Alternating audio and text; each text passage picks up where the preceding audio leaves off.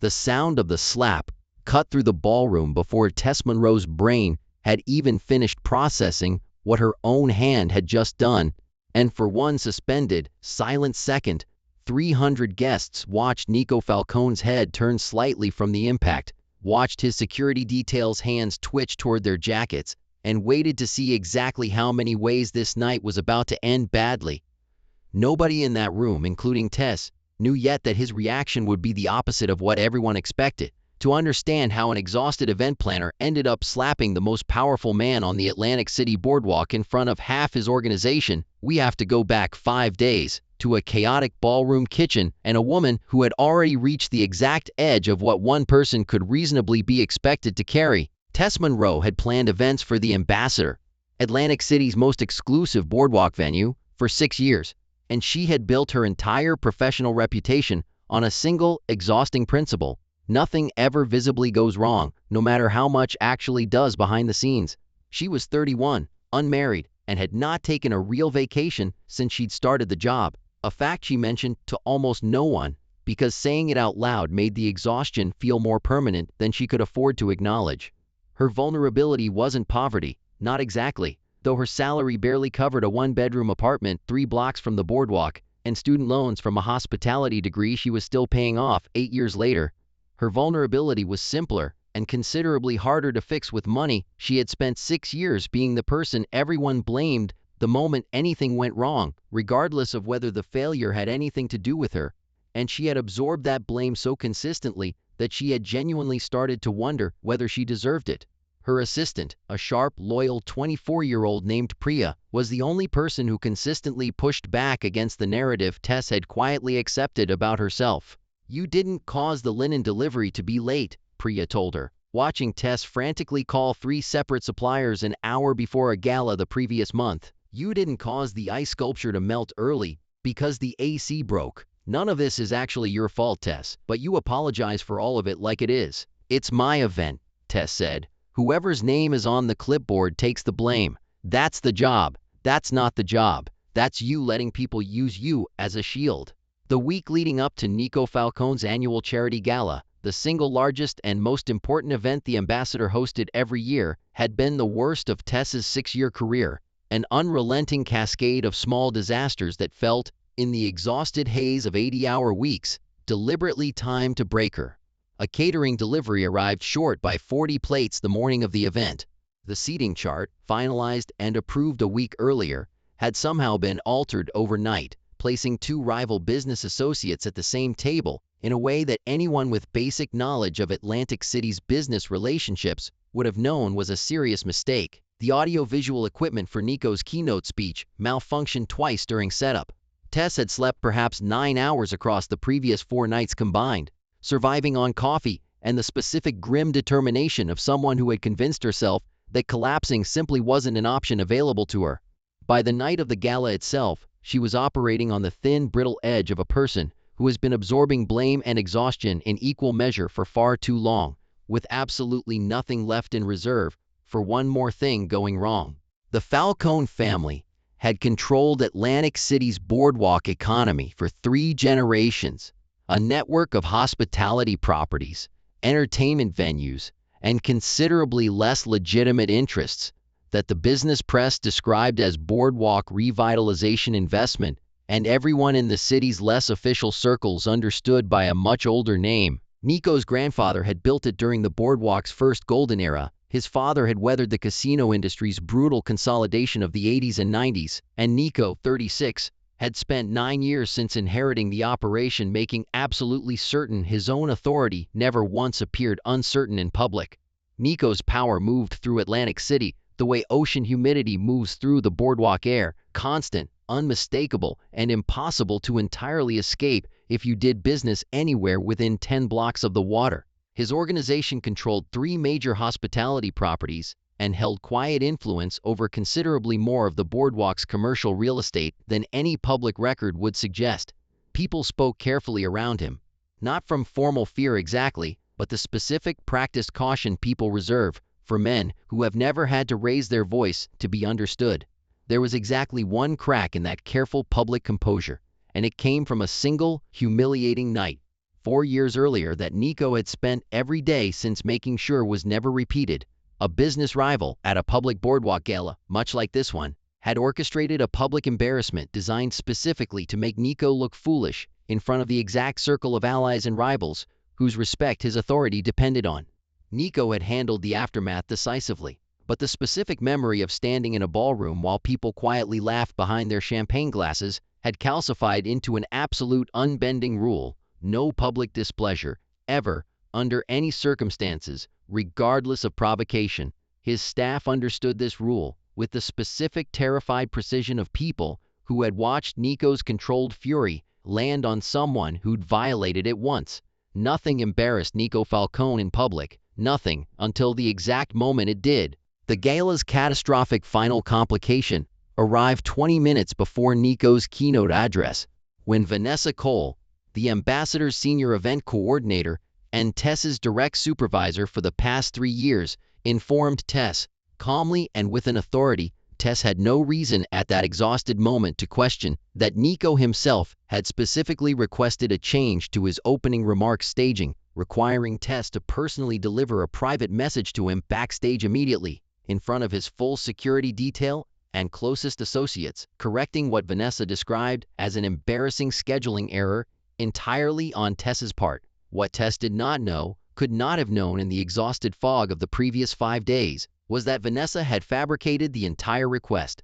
Vanessa had spent 8 months quietly cultivating a relationship with Nico's cousin Marco, a lieutenant who believed, with the patient calculation of a man positioning himself for eventual succession, that Nico's judgment had grown soft since inheriting the organization, too focused on legitimate hospitality business and not focused enough on the boardwalk's harder realities. Vanessa's price for helping demonstrate Nico's supposedly failing judgment in a way that would embarrass him in front of his own circle was a considerably better position in whatever organization emerged if Marco's ambitions eventually succeeded. Vanessa's plan was simple and cruel: send an exhausted, already blamed employee to deliver an aggressive, insulting correction to Nico in front of his associates, framed in language calculated to sound insubordinate rather than deferential, and let Nico's own temper, combined with his staff's terror of his no public displeasure rule, produce a scene humiliating enough to seed real doubt about his control over his own organization. Tess, exhausted past the point of careful judgment, delivered the message exactly as Vanessa had scripted it, not understanding, until the words were already leaving her mouth, that the specific phrasing, "You need to fix your own mistake before you embarrass yourself in front of these people," sounded nothing like the deferential correction she'd intended, and everything like a direct public insult to the most powerful man in the room. Nico's face went cold in a way that made his entire security detail straighten. "Excuse me, Tess?" 5 days of accumulated exhaustion and blame, finally breaking through every professional instinct she had, heard herself continue, unable to stop the words now that they'd started. "I have been fixing everyone else's mistakes for 5 days straight, without a single thank you.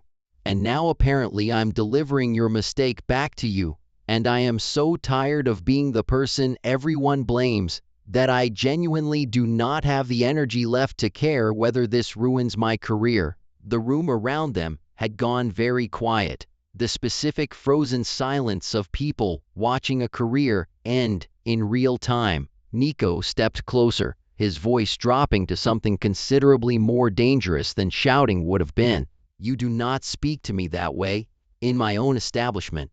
And Tess Monroe, 5 sleepless nights and 6 years of absorbed blame, finally colliding into one exhausted, unthinking reflex, slapped him. If the story ended there, this would simply be the account of one catastrophic career-ending mistake. Instead, what Nico did in the next 30 seconds changed the entire trajectory of both their lives and revealed something about him that even his own security detail had never once witnessed. Stay with this, because what happens next is the part nobody in that ballroom expected. And if you're finding this one gripping, now's a great time to hit that subscribe button. Nico's hand came up to his own cheek, slowly, and the room held its breath, waiting for the fury everyone in that building had been trained to fear. Instead, something shifted in his expression, an unreadable stillness replacing the cold fury of moments earlier. "Everyone out," he said quietly, not to Tess, but to the room. and his security detail, visibly startled but too well trained to hesitate, began ushering the stunned crowd toward the exits with the specific efficient discretion of people used to managing crises. When the ballroom had emptied, Nico turned back to Tess, who stood frozen, waiting for a punishment she was now entirely certain was coming. "Sit down," he said, gesturing to a nearby chair, his voice considerably quieter than before. "I am so sorry," Tess said, her voice cracking, the adrenaline finally draining out and leaving pure horror in its place. "I don't know what happened. I haven't slept. I've been blamed for everything all week and I just—" "Stop apologizing," Nico said, and something in his tone made Tess actually look at him properly for the first time. "Tell me exactly what you just told me. About being blamed, about not having energy left to care." Tess stared at him, uncertain whether this was some new, more elaborate form of punishment. "You want me to repeat the thing I said before I hit you? I want to know if it's true," Nico said. "Nobody in this organization has said an honest word to me in years. Everyone around me is calculating what I want to hear before they open their mouths. You just told me something true, badly timed and delivered in the worst possible way, but true." He paused. "That is worth considerably more to me than an apology I don't actually want." Nico did not fire Tess that night, an outcome that would have been the reasonable expectation for anyone who understood the boardwalk's careful hierarchy. Instead, he requested, 3 days later, that she personally handle the reorganization of the gala's follow-up thank you event, a decision his own staff quietly questioned but did not dare openly challenge. "You didn't have to do that," Tess told him, standing in his office, still uncertain whether she was in the middle of an elaborate trap or something considerably stranger. "I know," Nico said. "I wanted to understand why an exhausted woman who has clearly been carrying more than her actual job requires for years hasn't once, apparently, told anyone in this building the truth about it, until she slapped their employer." He studied her. "How long have you been absorbing blame that wasn't yours?" "Long enough that I stopped noticing I was doing it," Tess admitted. The bond built slowly, through small honest exchanges rather than anything resembling romance at first. Nico began, cautiously, asking Tess directly for her actual assessment of event logistics rather than accepting the polished, deferential reports his other staff provided, and found himself, for the first time in years, receiving genuinely useful information instead of careful performance. When Nico's assistant attempted, awkwardly, to insert himself into a planning meeting specifically to observe and report back on Tess's judgment, Tess didn't flinch or defer unnecessarily. "I don't need supervision to do my job correctly," she said evenly. "If Mr. Falcone has concerns about my competence, he can address them with me directly." Nico, observing from across the room, said nothing, but something in his expression suggested he'd noted the exchange with genuine approval rather than displeasure. One evening, reviewing event budgets long after his staff had gone home, Nico told her, quietly, about the humiliation 4 years earlier that had calcified into his absolute rule against public displeasure, about a childhood spent watching his father's careful control ripple through every relationship in their world, about the specific, exhausting loneliness of building an entire public persona around never once appearing uncertain. "I don't know how to let people see me as anything except in control," Nico admitted. "You saw something else entirely, by accident, in front of 300 people, and it terrified me for about 30 seconds before I realized it was the first honest moment I'd had in this building in years." "You're doing better with it than you think," Tess said. "Being seen isn't the disaster you've spent years believing it would be." Vanessa Cole had been the ambassador's senior event coordinator for 11 years. Trusted with increasing autonomy over the property's most sensitive events, a woman whose careful, polished competence had never once been formally questioned, right up until the exact moment it should have been.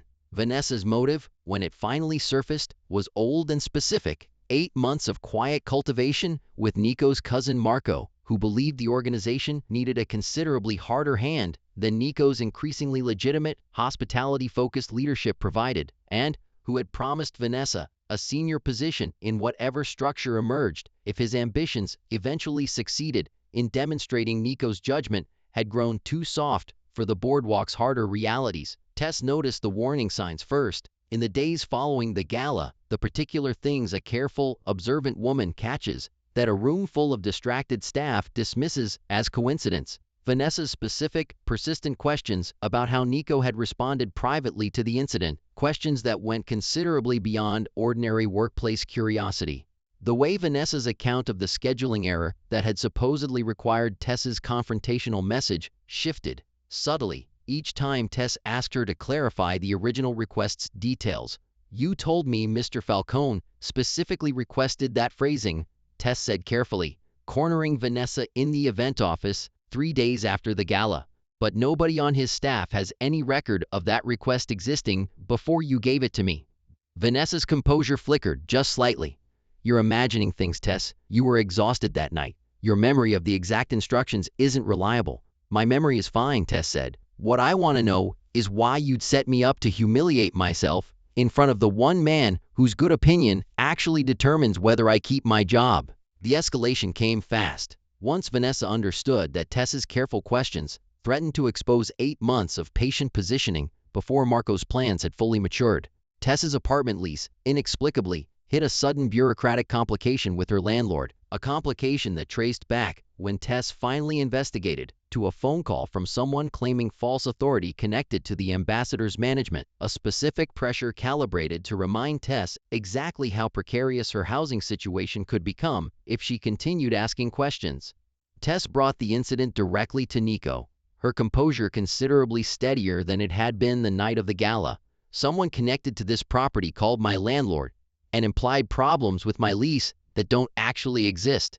That happened 3 days after I started asking Vanessa specific questions about the night of the gala." Nico's expression went very still. The specific stillness Tess had learned meant he was calculating something considerably more serious than his face initially suggested. "Tell me exactly what you've noticed about Vanessa." The discovery that unraveled everything came 2 days later, when Tess, reviewing the ambassador's internal event request records with a forensic thoroughness born of 6 years managing exactly this kind of documentation, found the original message thread Vanessa claimed had come from Nico's office, and discovered it had actually originated from Vanessa's own account, time-stamped and phrased in language that matched, almost exactly, the confrontational script Tess had unknowingly delivered.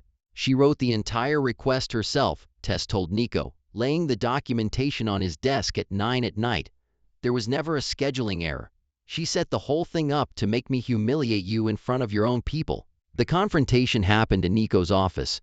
Vanessa summoned for what she believed was a routine discussion about the gala's follow-up logistics. Walking into a room where Nico sat waiting with the message thread printed and laid out plainly on his desk, Tess standing quietly to the side, present at Nico's specific, deliberate invitation.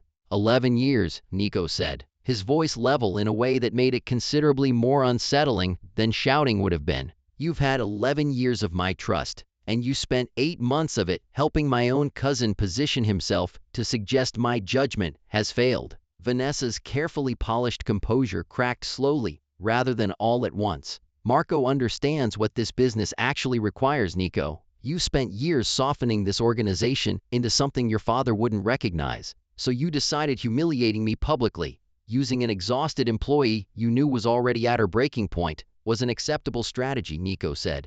He slid the printed thread across the desk. "This has your account information, your exact phrasing. There was never a request from my office. You manufactured the entire incident."